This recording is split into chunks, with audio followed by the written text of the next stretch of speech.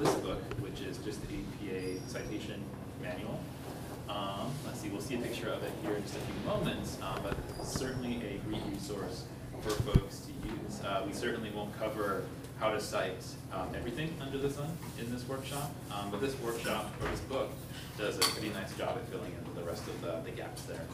We have plenty of copies of it in the Writing and Research Center over in Odegaard, and are happy to let you take a look at it in the center or even in the library for your time here. Awesome. All right. So let's see. Just a quick overview of what we'll spend some time talking about today.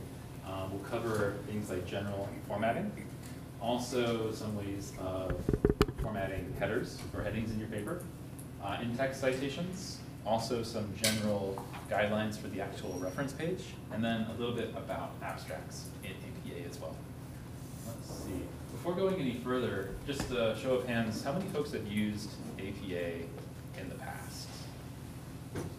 Okay, good number of folks. How about any other citation styles? Maybe MLA, Chicago, CBE, Harvard, et cetera, et cetera. There's literally dozens of citation styles.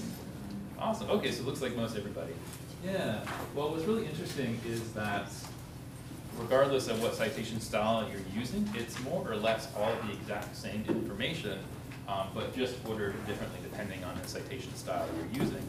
And so if you use MLA mostly in the past, you'll have, again, most of the exact same information, but it's just going to be ordered a little bit differently in APA. Maybe some things will be put in bold, italicized, that might be in MLA. So the information is basically the same. All right.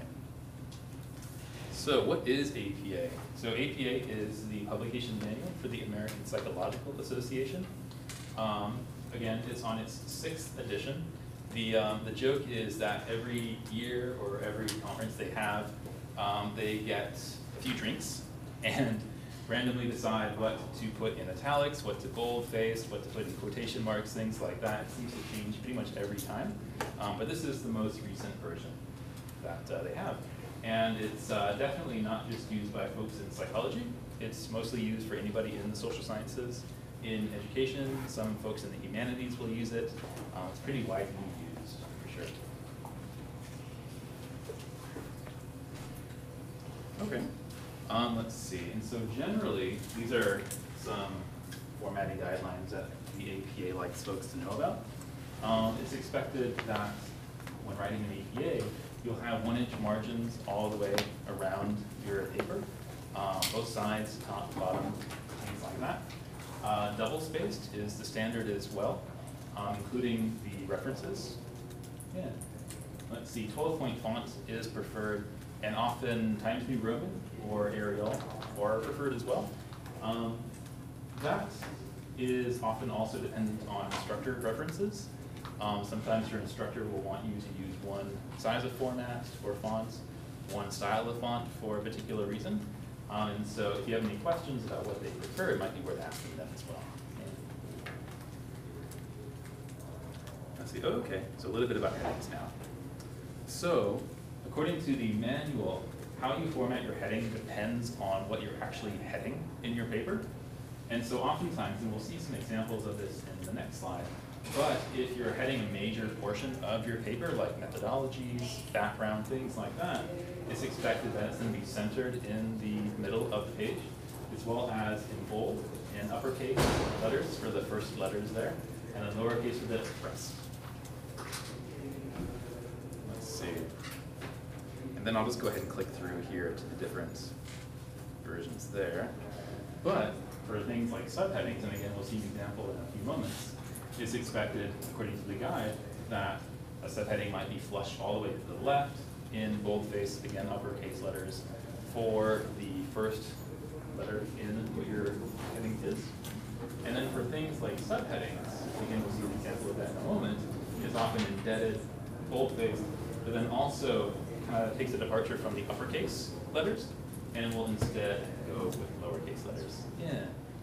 Flush left, you mean it's not indented at all? Correct. It's like, what should we call that? It's all the way over. It's not indented. Yeah, exactly. Right on the margin. Okay. Yeah, for sure. Yeah, and certainly if anybody has any questions as we go through, feel free to ask them as well. Yeah. All right, so here's an example of what that might look like. And so the example given here is the methodology section of a paper. And so given it's a major section, it'll be centered, bold-faced, things like that.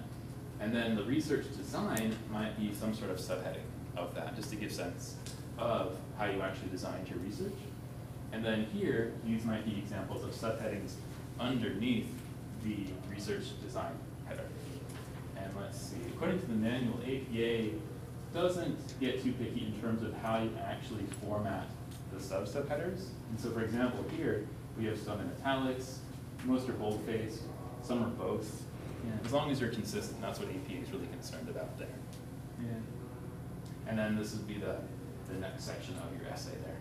So the data sources and participants, those are subheaders? Yeah, it's kind of confusing, and certainly not every study will have this many headers, but that's just what they're expecting for their citation guide there. Yeah. So the research design is a subheading, and then all those more are the subset. Yeah, essentially. Yeah. Does that make sense? Okay. Cool. Oh, do you have it? Oh, am I in the way? I have no idea. Okay, continue, and then if I mess with it, go ahead. Cool. Okay, so let's see. Yeah. Looks like he doesn't want to. Oh. Okay, I'll let you go ahead. I think there's another question. Oh, I'm sorry. Yeah.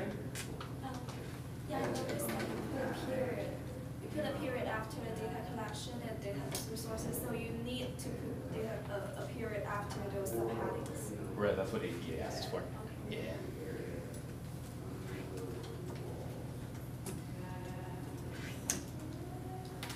Oh, cool. All right. So here's called an author date format, which is kind of specific to APA. Other things like MLA aren't as concerned with the dates of publication, just because that's not a huge component in the type of research that you'd use MLA for. But with APA, date of publication is really important, and so it'll be one of the first things that's there. Let's see, and so certainly the last name of the author is followed directly by the year of publication. Let's see, so here's some examples that looks like Yi-Ting was citing himself here for sure. There's two major ways that you can actually do this here, following that author year format. The first bullet point here has Yi-Ting just putting the year 2014 in parentheses in the sentence there. And so writers and readers know that, oh, okay, Yi-Ting is maybe citing himself or somebody else, and 2014 was the year it was published. The other way of often doing it is to go ahead and put the author and the year in parentheses, as opposed to just the author. Either way is totally fine, according to APA. Consistency might be something to keep in mind for sure, as well as the readability or use of a signal phrase in the rest of the sentence, which basically means that the sentence should read correctly if you just skip what's in parentheses, right? And so for the first one, it makes perfect sense to say that Chu argues that, et cetera, right? For the second one here, it also makes perfect sense, sentence-wise, to say something like a research study indicates that, right? That sentence makes sense, even if you skip the citation in the middle there. Yeah. So the consistency thing, if you had like a sentence that, because in your paper you're gonna have all different kinds of sentences, right? So Yeah. if you had one that like fit better with the Chu argues that in 2014, and then like later down the line you put out a whole bunch of research and then you want to just put it in parentheses, is that, I mean, that's not using a consistent format, but. Oh, I see. Yeah, so Yeah. that would be totally fine. Okay. Yeah, to use whatever best fits that particular instance. I see. Yeah, thank you. So this is where I get confused. There's no page numbers. Not for this. Okay. Right, we'll talk a little bit later about direct quotations, but I think what Yi-Ting's doing here is just maybe summarizing a source or indicating that he received some information from another source. Yeah. Does that make sense? Yeah. Okay. And you might be getting to this, but is there several authors? Are you getting to that later? We are. Yeah, it just adds a whole lot of confusion to this whole thing. Totally awesome. Yeah, but does this make sense so far? Either way is totally acceptable, and depending on the situation.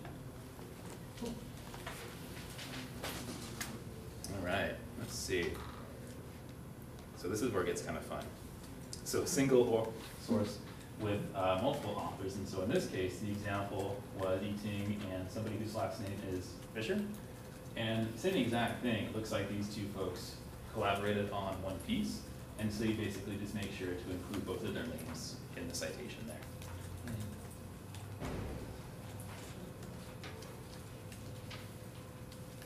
Let's see, okay, this is where it gets even more fun. So, if, for example, you had 3 to 5 authors that you were interested in citing here, let's see, you'd cite all of them the first time, and so the top example here would be the first time in this particular piece that we were citing all 3 of those authors there. And then in subsequent citations, it's totally okay to just say the first author followed by et al., which is Latin for and others. And so, for example, for the rest of the essay, it'd be perfectly okay to say Chu et al. Or and others, period, and then the year of publication there.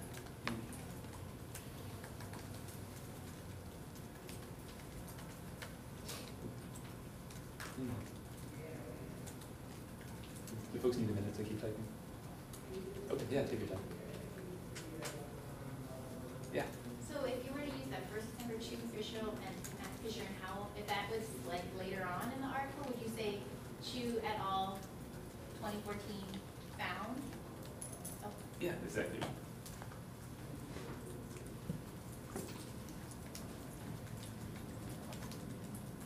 Oh, is this water for me?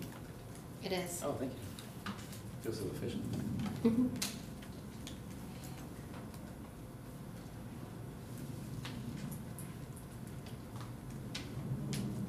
right, let me know when I can change slides there. So it's totally okay to use and the mark and like Chu and Fisher 2003. Oh. That up there. Oh, where is that? The, Oh, yeah. The mark. Yeah. Okay. Absolutely. Yeah. Yeah, again, I don't think EPA really has a preference one way or the other. I think consistency is the That's most important fine. thing.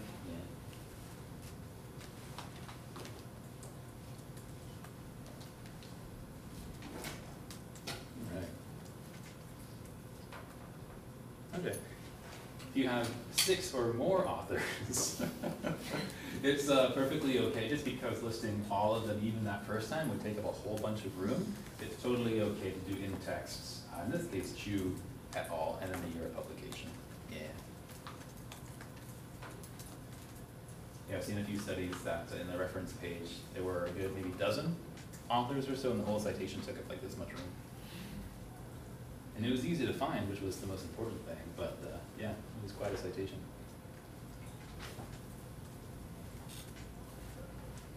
All right. So here, just getting a little bit more in detail, if you have the same author, again, here given Yiting Chu as the example, but different years, and so for example, if he did one study in 2013, another study in 2014, and you're interested in citing both in one citation, this is how you do it. Again, either choosing to put Yiting's name outside of the parentheses or inside, depending on the situation.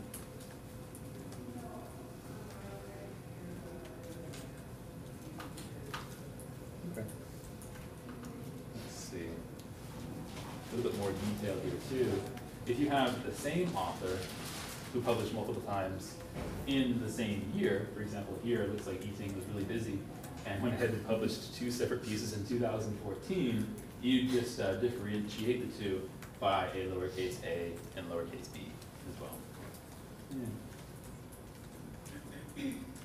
Let's see, and then the next one here, multiple sources from different authors. The example there is exactly what you do.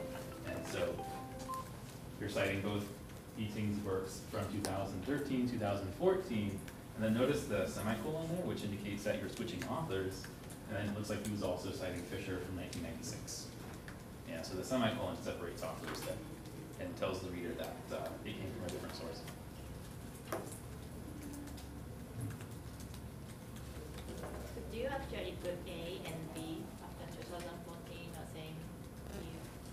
Let's see, can you say that one more time? Like, do you actually put the A and B after the year? Yeah, for the same year? Yeah. Yes. Okay. Yeah, that's right. Yeah, and the reason is just to help your readers understand which source in your reference page correlates to which, citation. So in your reference page, would you like to note A or B? I mean, we'll probably get there, but is it just the order they're in the reference page? Or? Yeah, that's exactly right. And so for this case, you'd have two separate entries into your reference page, which you would mark with the A and the B, followed by the rest of the citation then.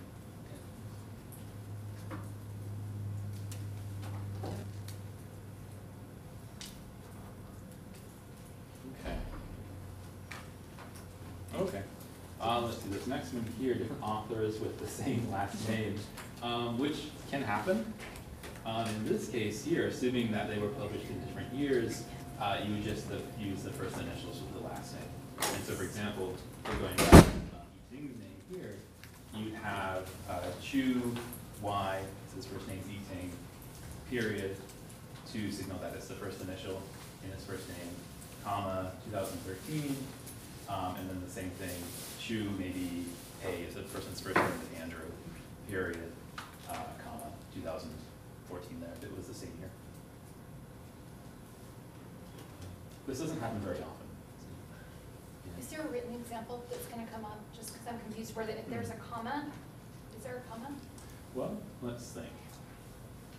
There is. So it'd be like Chu, comma, Chu. B or whatever, and then, Yeah, or would well, I'm sorry, I think. no, I I'm got just there. confused how that's gonna look. Yeah, and so let's see. And so it would be Chu, kind of using Yiting as the example here. Yeah. Chu, no comma, Y, period, which indicates that it's just the first initial. And then a comma after that, then the year of publication. Yeah.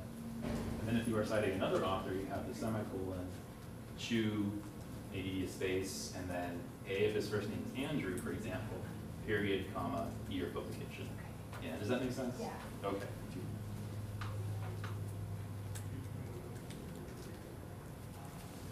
All right, so a little bit more. Okay, and so this happens oftentimes too, where there isn't a single author who put together a work. Oftentimes it was done by a group, and there isn't any information about any particular authors available. And so for here, you would just cite the name of the group instead of the author, by name.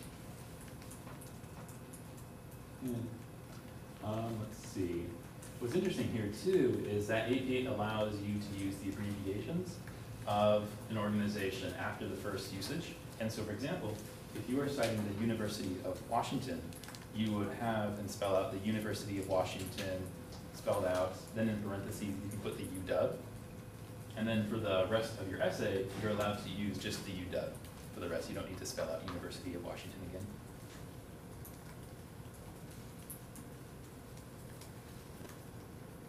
Where would you put the year in that citation?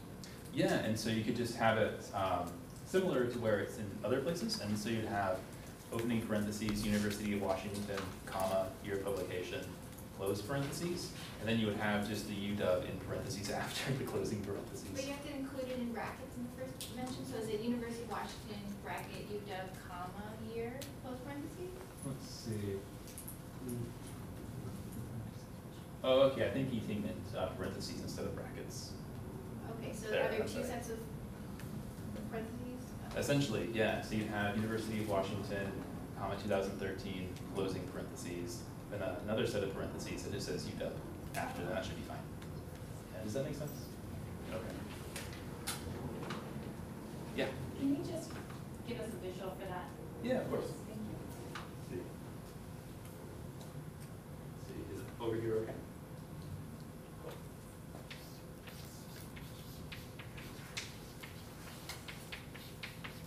I need some looks here.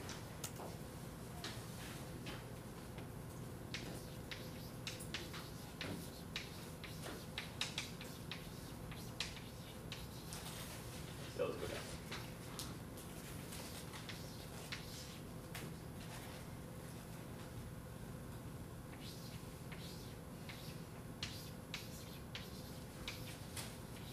Yeah, that should be okay. So you have University of Washington, comma, 2006, closing parentheses, and then UW right after that. Could you have the parentheses with the UW right after the University of Washington, so to note that that is like the UW applies to the University of Washington? That Like, might- this seems like not like, doesn't fall in. Yeah, this is what APA usually does. Oops. Okay. And I think as long as you're clear, like your suggestion would be totally fine. But this is just the example that APA gives. Gotcha, okay. Yes.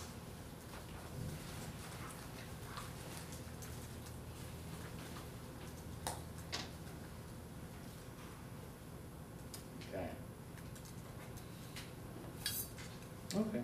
And so this example here, if there are no authors known, or the author is unknown, you're allowed to cite the first few words of the title, and then using quotation marks, let's see. Oh, I see, okay. So you put the first few words of the title in quotation marks, and then, let's see. Yeah, that sounds right.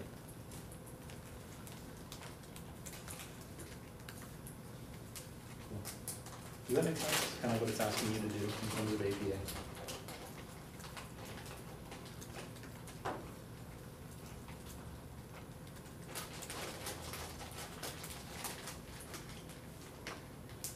All right, so this is where we're getting to differences between direct quotations and indirect quotations.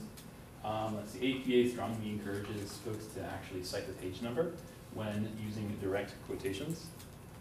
That's underlined too. Cool. So here's an example that Yixing had here. So he said, Chu 2014 says that you should always, then the actual direct quotation is include the page numbers when using a direct quotation, which is kind of fun. Yeah.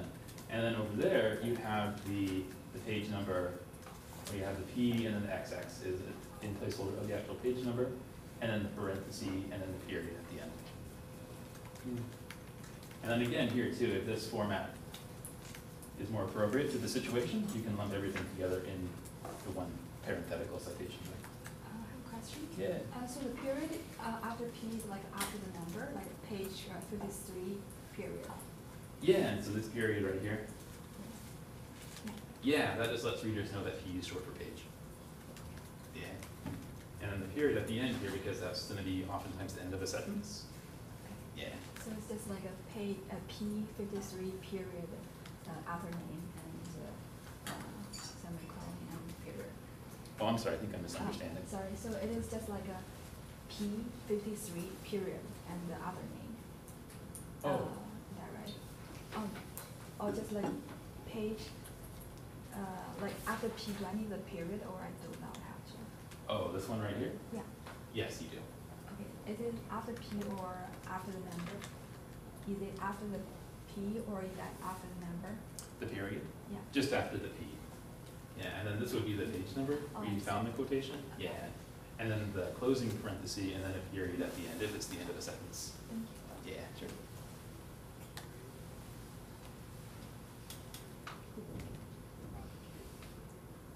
Okay, and so Can I here's. ask you a question, because I think it kind of goes with the other one, so like if there's multiple pages, like it, say it goes up onto another page, Mhm. do you do the double P in EPA, so like would it be PP 56 through 57? Mhm. Okay. Exactly right.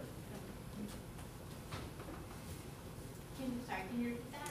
Yeah, and so the question was if there are multiple pages that you're citing from, instead of a single P, which stands for page, you do a double P, which stands for whatever reason pages, and then put like 16-23, depending on where the quotation goes to. Yeah. What if it is like it is from like page 1 to 22, page 22, and then page 55 to page 100? Mhm. Do I just say PP and then the two number, or should I PP for number for the Yeah, number? that's a great question. Can I write that up on the board? Yes, please. Thank you. Yeah, and so for example, if you had that, you'd have PP period maybe 17 through 26, and then a comma here, and then 52 to 74, or whatever it is. Yeah, does that make sense? And if it was, it could be, but if it was all together, it'd be like Chu, comma, 2014, comma, then that? Mhm. If it, okay. Yeah. Yeah, this would be a really long quotation. But it happens every now and then for sure. All right.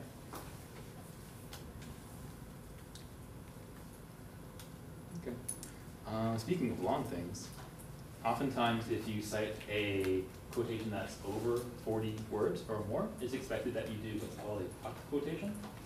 And so I'll show an example of what that might look like here. Yeah. And so basically you start the block of text on a new line. This is an entirely new line here. Let's see, indent half an inch from the front of the quotation, and so you won't be flush left, you'll be about 1.5, or I'm sorry, what does it say? Half an indentation over. Yeah, but just by pressing the tab key, usually it works there. Let's see. Do you notice too, there's no quotation marks around the quotation, even though it's a direct quotation? Just kind of one of those quirks of APA. Let's see. And then also notice there's no period or any sort of punctuation at the end over here. And this might be an actual mistake. That might just be 1P there, just because it's from the one page 15. Yeah. And so, for example, here it looks like Yiteng was citing himself here again, and all of this would be the actual quotation, and then this is the rest, maybe an explanation of how that quotation ties to his thesis, for example. That's back all the way flush left and won't indent that first line, just like you would normally in the beginning of a paragraph. It won't be that way, it'll just be all the way flush left. So there'd be no period before the, and no period after the, wow, Yeah, okay. it's kind of, yeah. Notice too the colon here, that signifies the beginning of the block quotation. Yeah, and then, Is it supposed to be double spaced or still double spaced? yeah, I think it was just single spaced here just to save space. But yeah, everything should be double spaced. What is a PB 15? Oh, this must have been a typo, just Okay. because, at least according to APA, you just put the 1P for one page number. Right, Yeah. that's awesome. Yeah. Even the block quotation is double spaced, it's not single spaced. That's correct. Is it bolded at all? No, I think it's just regular text. Yeah. And again, sometimes instructors will want you to single space it. APA often says to double space it, so it might just be worth, checking in with your instructor to see their specific preferences. Yeah. Is this due to 12-point font? I'm sorry? Is this due to 12-point font? Oh yeah, this is still 12-point font. Yeah, it's obviously not 12-point font on the PowerPoint, but in the actual paper, yeah, it's going to be consistently 12-point font the whole way through. Yeah, does that answer your question? Yeah, because I noticed that the characters are smaller in the citation. I'm not sure about that. Oh, that might just be a thing on the presentation. For the headings, do you also have 12 font? Mm-hmm. Yeah. Mm-hmm. Yep, everything should be about 12-point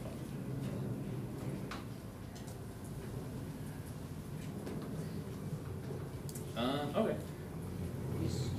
Or was there a question? Oh yeah, mischievous. Yeah, and so oftentimes you'll be citing a secondary source, but for APA here, it's basically asking you to name the original source, but cite the secondary source or the one that you actually read in the actual text. And so for here, it looks like, let's see, Fisher here, let's see, was cited in one of Yiteng's work in 2014, and then it looks like he's finishing up those, so the rest of the sentence there. Yeah, so whichever work you actually read is the one that you cite in text like this. And then in the reference page here, you only list the secondary source. Yeah, or the one that you actually read. Are you choose the secondary source? Let's see here. The original source, the secondary source, where it's actually read.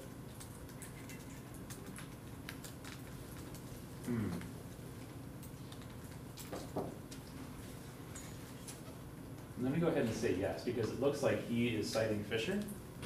Yeah, and so the piece that the person actually read, yeah, would be Yiteng's piece. Yeah.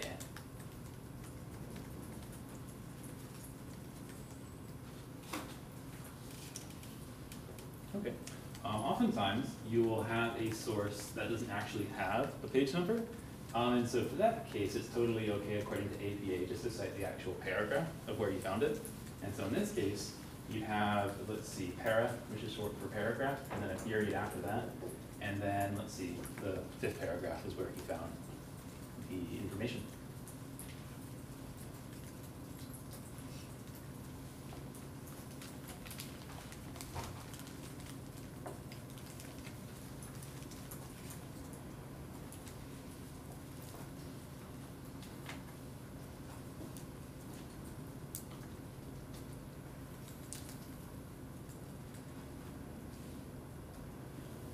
Okay.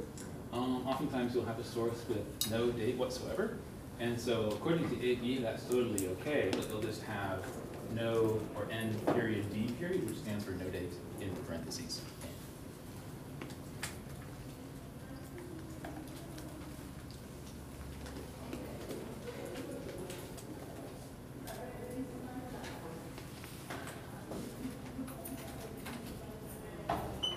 So this information here is now more about the reference page. What's interesting is that APA calls this page the reference page. MLA calls it the works cited page. Chicago will call it oftentimes the bibliography. It just depends on what citation style you're using. Let's see, and also you're only asked to list the works you have actually cited in text. Unlike other citation styles that ask that you cite any work even if you just looked at it and got an idea from it, but didn't actually include it in your paper, APA says just whatever you cited in your actual work is fine. Okay. And then it's expected that you alphabetize the works by the last name of the first author, if there are multiple authors there.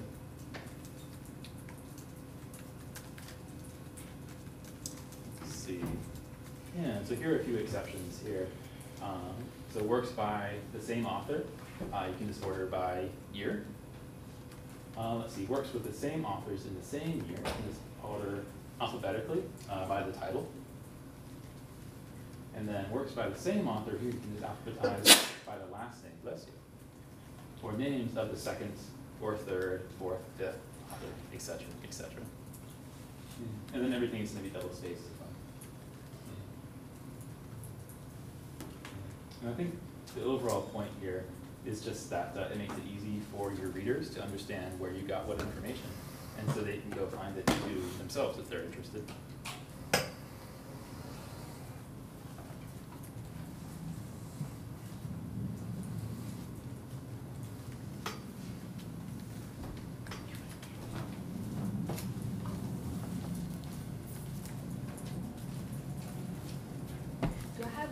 Do I have to list the reference in the middle, or? Yeah, that's usually what's expected. Yeah, just kind of center all lowercase except for the R. Yeah. Some instructors will be okay with it being at the end of the paper and not on its own page. Some really want it on its own page. It's usually a good idea to check for sure, especially if you're kind of strained for space.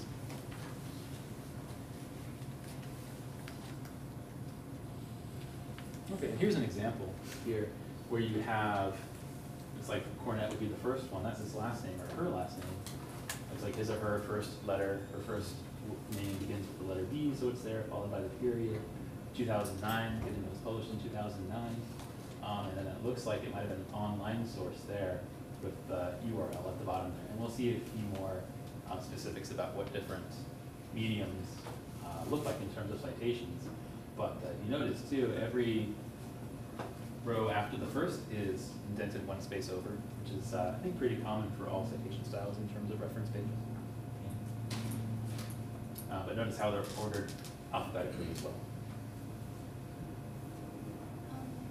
Do we need to put period after the overall sentence? Like in the last part, Island Press, we have period, but on the first two, we don't have period. Oh, let's see, where are you seeing that On there? the last one, Island Press, right? Uh-huh. That's period, and in the first two, we don't have period in the later part. I'm sorry, I think I missed that last part. I mean, there's no period in the first two citations, right? Mm-hmm. Yeah, and that's on purpose. The reason is, I don't know. That's just what APA says to do. Yeah, it's one of those things, again, where they kind of throw darts against the board to decide what to do. Yeah, Wait, but how do they decide not to put the periods in those ones? that's a really good question. So it's like, what's like here? So. I think because the first two, the last part is the website, so that's what. Yeah, that makes sense, because there's no period at the end of the actual website. Yeah, it might throw a few folks off. Yeah. But yeah, it's a great question. I wish we could get them in here and ask them what the heck is going on. Be nice, yeah. Okay, so here are some common formats for the reference page in APA. So the first one is a book, and it looks like the spacing's off a little bit there, but that's okay. And this one here would have, looks like 3 authors there. So you'd have the last name of the first author, their first initial, and then the second one there, that's gonna be their middle initial, if they have one. If they don't have a middle name, they obviously won't have it included. Let's see, and then the year of publication. And then if you notice that the title of the article is just in plain text, and every period, or I should say every letter except for the first one and then the one right after the colon is capital, everyone else is lowercase.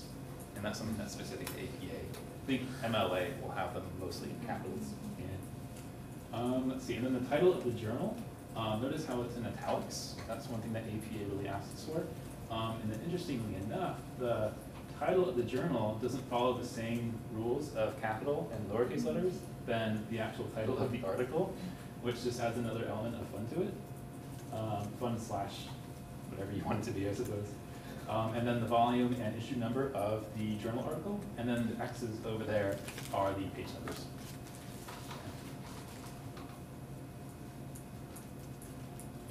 Let's see. Books are pretty straightforward.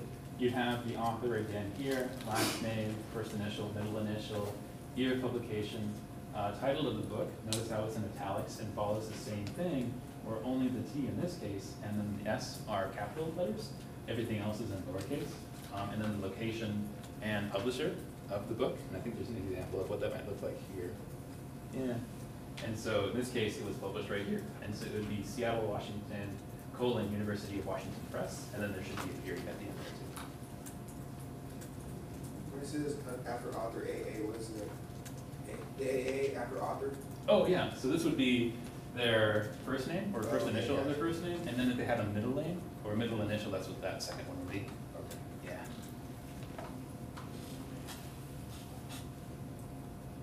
Let's see, this is always fun. Edited books. And so for here, instead of citing the authors first, you'd have the actual editors of the book. And the same kind of thing, you'd have their last name here, first initial, middle initial.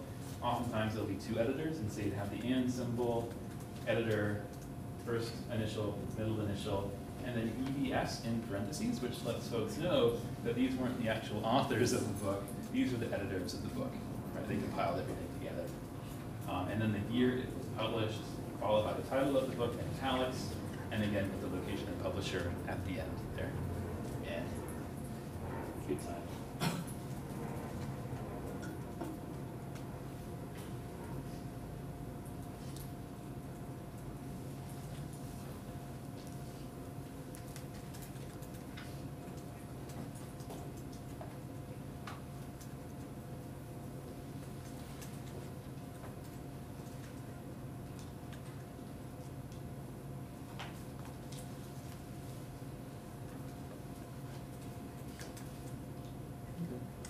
Here's some other common formats. If you're citing just a chapter in the book, again, you have the author here, the title of the chapter, depending on if there's a chapter.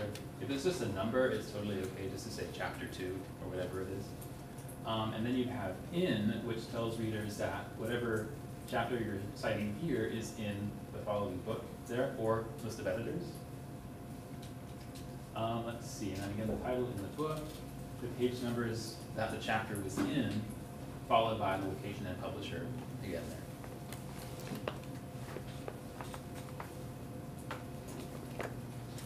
there. Newspaper article, this one's kind of interesting. Again, you have the author, and then instead of just the year, you'd have the year, the month, and the actual day the newspaper was published. And so you might have October 12th, for example. One thing that's interesting is that APA isn't too concerned about the TH or the ND that follows the number, and so all it's concerned about is the actual number. And so you have